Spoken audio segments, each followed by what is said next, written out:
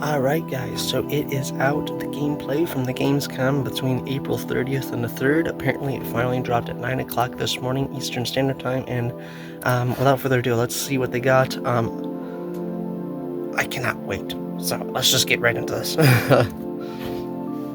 So I had the absolute privilege to play LEGO Batman Legacy of the Dark Knight early, and with it, I wanted to share 25 plus things that I noticed in a rapid-fire fashion. Of course, guys, if you do enjoy today's video, please don't forget to go ahead and leave a like, and with all that in mind, let's dive into the list. Kicking things off with the main menu, where...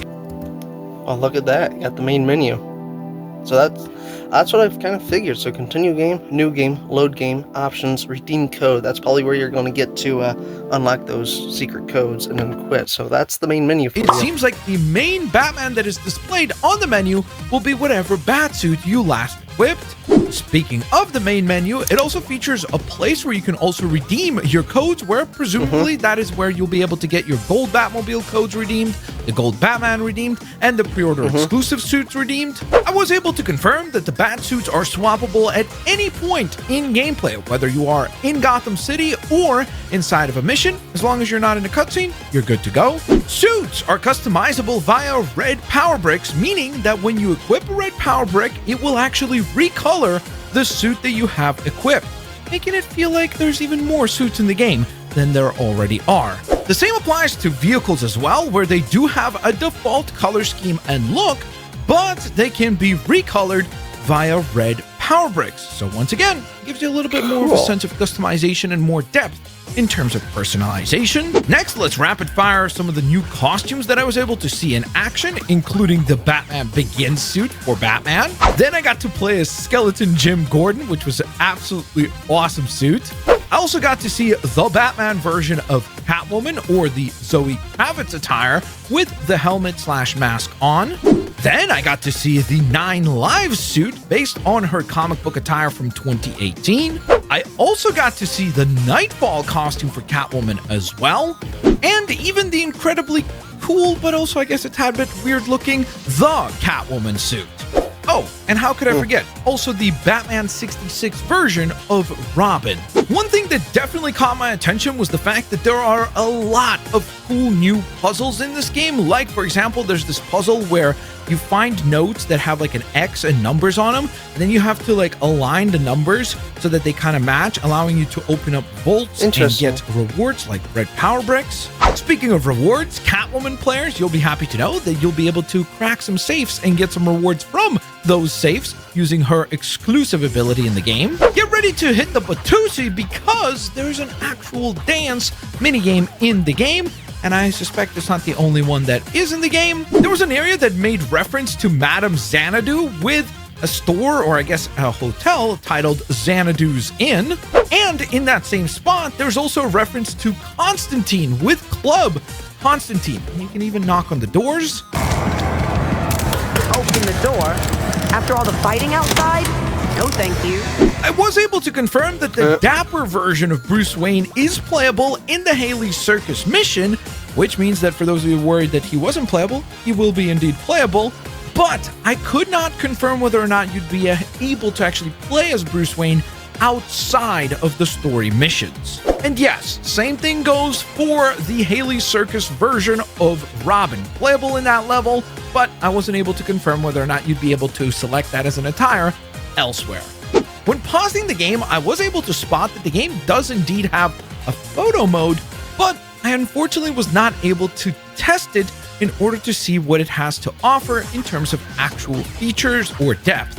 Speaking of the pause menu, it does seem like it offers us a nice summary of the collectibles the core game has to offer, with what looks like 100 suits to unlock, 170 trophies to unlock for your Batcave to go ahead and decorate things, 200 Wayne Tech chips, which is a slew of them, 30 gold bricks, 23 red power bricks, 30 vehicles, and then what seems like, I assume, probably are 121 toys, which are more like interactive trophy items, or maybe those are Riddler boxes.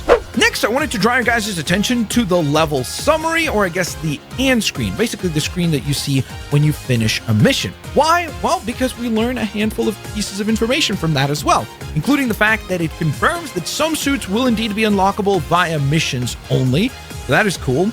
Then you will be able to earn a gold brick, or I guess they're going to call them skill bricks, via those missions as well. So that is another useful reward there.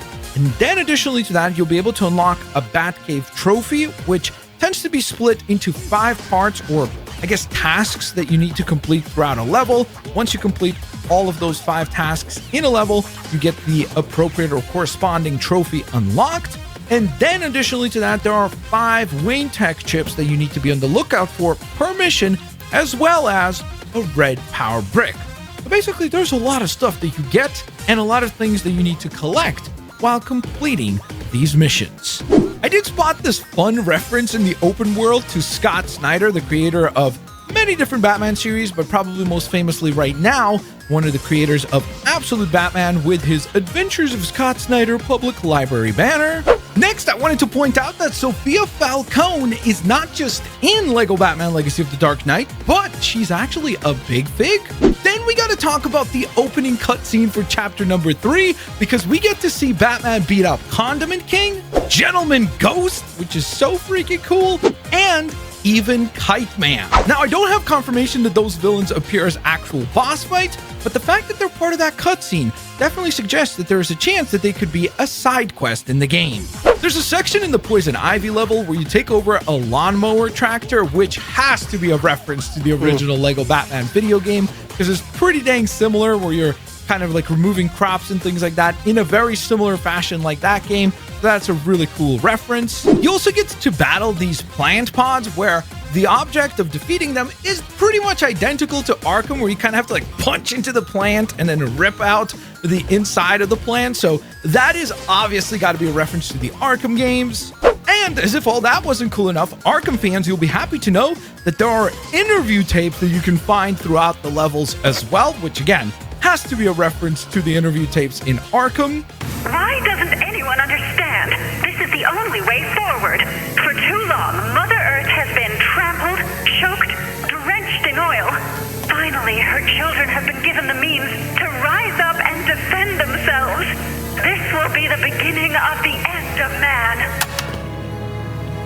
Sounds like the plans aren't the only thing she's lost control of. When checking out the main costume displays inside of the Batcave, I was able to confirm that it seems like the 4 attires will break down as follows. Nightwing has 10 suits, Batgirl has 11 suits, Jim Gordon has 11 suits, Catwoman has 11 suits, Talia al Ghul has 10 suits, Robin has 12 suits, and Batman has 35. Which of course adds up to the previously mentioned 100 suit unlocks.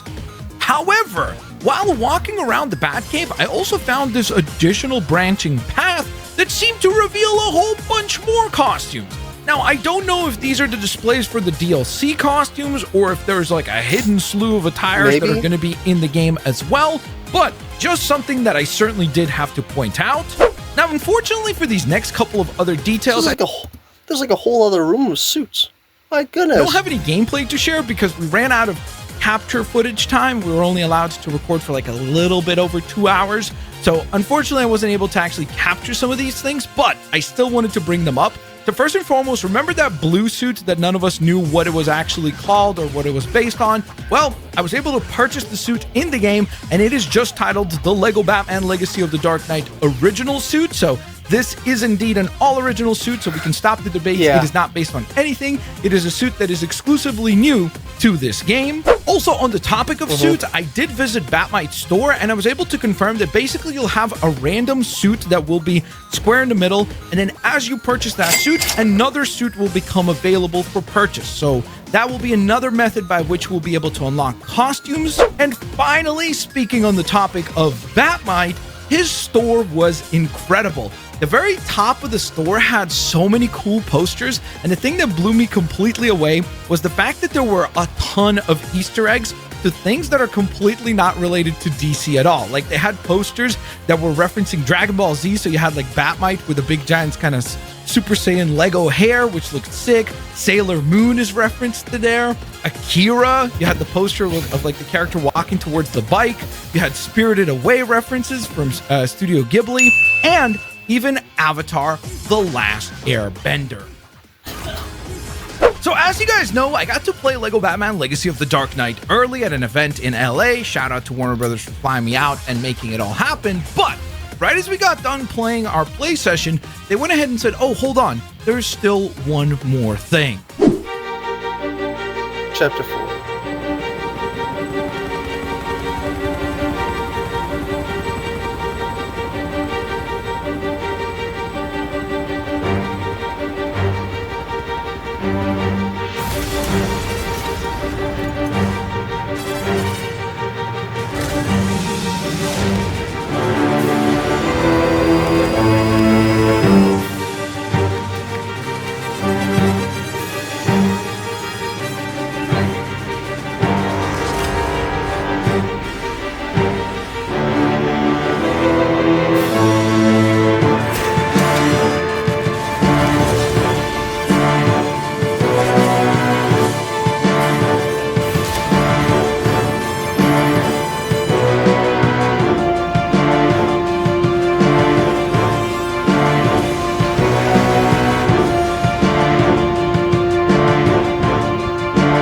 So yes, that was absolutely brilliant. Chapter number 4 of Lego Batman Legacy of the Dark Knight will open up with an unbelievably beautiful recreation of the opening title sequence of Batman the Animated Series done up in Lego form. Now, also, just a little bit of a thing that I need to address here. The audio is actually a song from the YouTube audio library that I had to utilize because the official song would be copyrightable and therefore the video would be blocked worldwide. So, just to clarify, when you're playing the game, you will be hearing the actual proper theme song from the actual show. So, it is an even more authentic recreation of the entire experience. I will say, though, that the recreation here is brilliant. Like, obviously, they did an amazing job of recreating shot for shot and also throwing in Robin into the equation to make it a little bit more unique to Lego Batman Legacy of the Dark Knight. And I appreciate and love all of that. But the thing that really kind of blew me away, and I'm not sure if any of you guys actually noticed this, but did you notice that on the left and right, they actually had the black bars to change it from the 16:9 aspect ratio that we all use now back to the 4:3 aspect ratio that most TV shows ran on, like Batman the Animated Series ran on back in the day? I mean, that just blew me away because I was like, the level of attention to detail is just so stunning. Like, someone who was working on that particular sequence, or many people who were working on that particular sequence, said, you know what? We need to go ahead and even nail down that detail in order to make sure that we have as authentic of a recreation as possible. I think that that says a lot. I know that that's like a small detail that a lot of people could say, oh, well, why does that even matter? Who cares? Like, you're bringing up such a random thing. Who cares about aspect ratio? But I think that communicates to you the level of love and attention to detail to make this process and this game as immersive as possible for all of us while celebrating everything Batman. They're really going the extra mile. Like, they're really taking every single step possible, leaving no stones unturned. I am so freaking excited. I cannot wait to go ahead and dive into this game. Also, guys, of course, there are a ton of other cool videos going live